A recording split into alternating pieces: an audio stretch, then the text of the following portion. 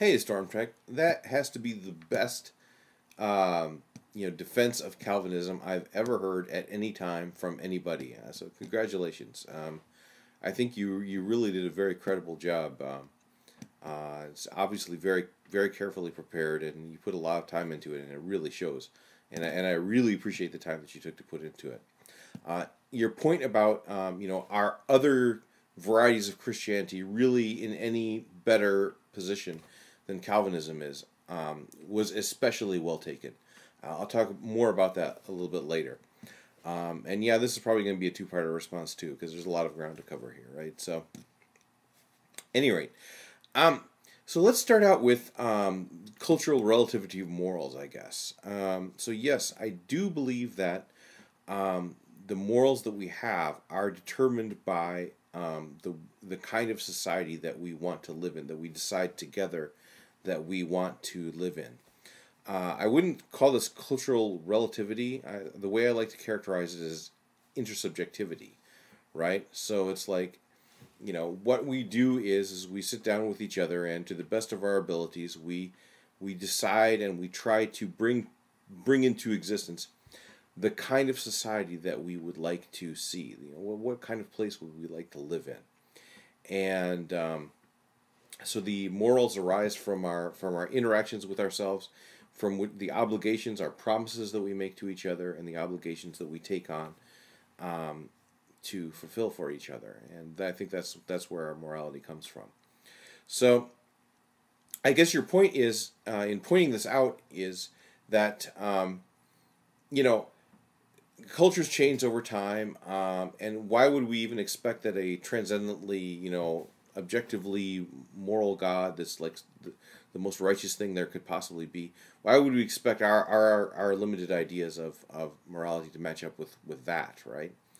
So I'm going to try to answer that question. So, and my arguments would be kind of like a transcendental argument here, right? So I do believe that morality comes from intersubjective perspective. You, me, and the rest of us here trying to figure things out. Okay, but there's certain things. Suppose we're going to try to do this, right? There's certain basic things that have to happen in order for there to be a culture at all, right? It could be a good culture, it could be a bad culture, but for it even to be a culture, there has to be certain minimal standards there, right? Otherwise, we would just be so at each other's throats that we'd all die in very short order. So this is kind of a transcendental argument that I'm about to give you here. It's like, what are the kinds of things that you would expect a moral system to have? And if the moral system doesn't have this, it would preclude human beings from working together at all.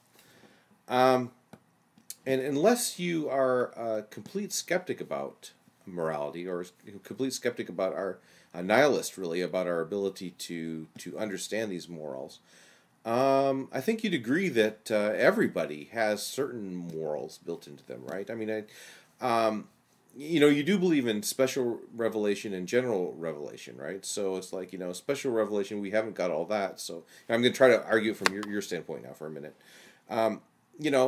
What kinds of morals are there in general revelation that are there? And I would offer up one as a candidate, and I think every culture that we've ever run across has this one, and either explicitly or implicitly. If they have writing, if they have theologians, their theologians have said something like this, and that would be the golden rule, right? Do unto others as you would have them do unto you. And the reason for this is very simple, because if we didn't do this for the most part, there would be no society at all. Now, I know there's exceptions to this. I mean, for example, slavery is a complete exception to this rule and all this kind of stuff, right? But it's like, for the most part, we have to do this. Otherwise, we would just descend into chaos. And I would offer this up as, a moral principle which is pretty secure. Right? I mean, if you're coming at it from an intersubjective perspective, if you're coming at it from a cultural relativist perspective, if you're coming at it from the perspective of general revelation, I think that this one is one we can all agree on. Okay, so do unto others as you would have them do unto you. Okay. So, and I'll be using this one heavily, of course. You probably can already guess where I'm going with this. But at any rate, let's talk about do other varieties of Christianity do any better on this than Calvinism does? And I think that's a very interesting point that you made. I think for the most part, no. I think in general, okay, if you have a God which is omnipotent, that there's no limitations on its power other than logical limitations, right? I think that you this problem is the same for Calvinists or for non-Calvinists.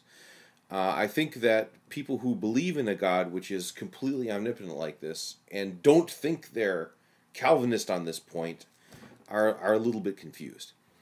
I can think of some varieties of Christianity that are better here. I mean, perhaps some varieties of universalism would be able to escape this trap. I mean, of course, it's pretty hard to make a universalist case from the Bible alone, but nevertheless, some varieties of Christianity, try to just say everybody's going to be saved, even the devil. So they solve the problem of evil that way. There's if you saw Mike Sarno's video, Mike Sarno made a video reply to me a while back, and basically, gave C.S. Lewis's artistic rendition of like a free will theodicy. And I do think free will theodicies they open up, maybe they have a point for evil which comes from human beings, right? Evil that we do to each other. That one is true, but the price that they pay is pretty high, right? Okay, if you are offering up a free will theodicy, basically what you're saying is that God, you're limiting the omnipotence of God. You're saying that there's some things that we can do and God just cannot prevent them from happening. And if you say it's just that God is letting us do it, then you have the same Calvinist problem here. Why would God let us do things like that? I have two kids, and if they get at each other's throats, I stop them. I certainly wouldn't just stand by and let them kill each other, right? So why would God do that? Okay, you have to. The only real way out of this is God has to be limited somehow. We have to be able to, in our own sovereignty, overrule God. So the price you pay for a free will theodicy is you cut God down to size a little bit here. And I think it's also, from a biblical perspective, it's pretty hard to make that case too, that God is cut down to size at all here. So basically, what you end up then is you end up with a God that is incapable of preventing evil. You end up with a God that's too weak to prevent evil, and nobody really likes that kind of a God either.